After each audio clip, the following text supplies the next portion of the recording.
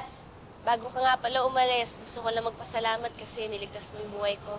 Thank you, ah. Niligtas mo rin naman ang buhay ko, Dok. Maraming salamat din sa'yo, Dok, kasi binigyan mo agad ako ng first aid. Wala bang kung wala ka dun, Dok, siguro mas naging malala pa tong kalagayan ko. Isa pa, ako rin nagdala sa'yo sa peligro eh. Nadamay ka lang. Kaya, Dok, pasensya ka na. Pati magulang mo, nag-alala para sa'yo. Ako, di mo naman sinasadya yun eh. Nagkataon lang na nangyari talaga yun. Kaya na lang ng pagkakataon na pareho yung kinainan natin. Oo nga, no? Ang galing, sakto. At nung kinailangan ko ng doktor, nandun ka.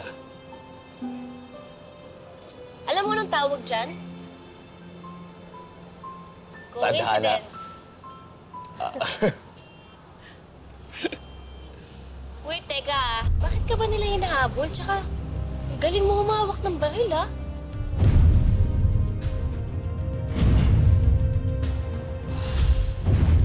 Dok, mas mabuti ko siguro kung di mo na lang malaman.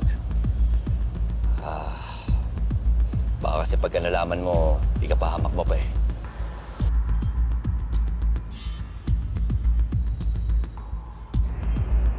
Sorry. Eh, akala ko kasi sa dami ng nagdaanan natin, okay lang na malaman ko. Pero nire-respeto ko naman yun. Basta mapagkakatiwalaan mo ko, Elias. Mag-iingat ka, ha? Dok, Annalyn. Ano kasi,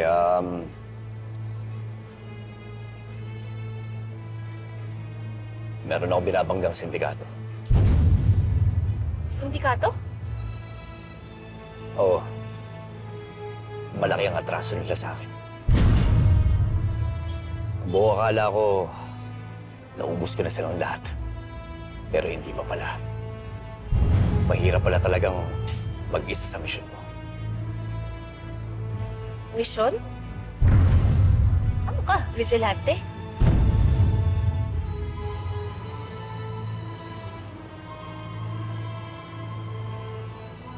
Teka,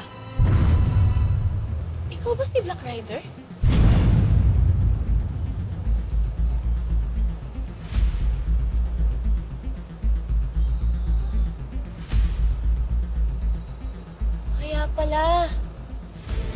Kaya pala gusto ko nilang patayin tapos ang galing mo makipaglaban.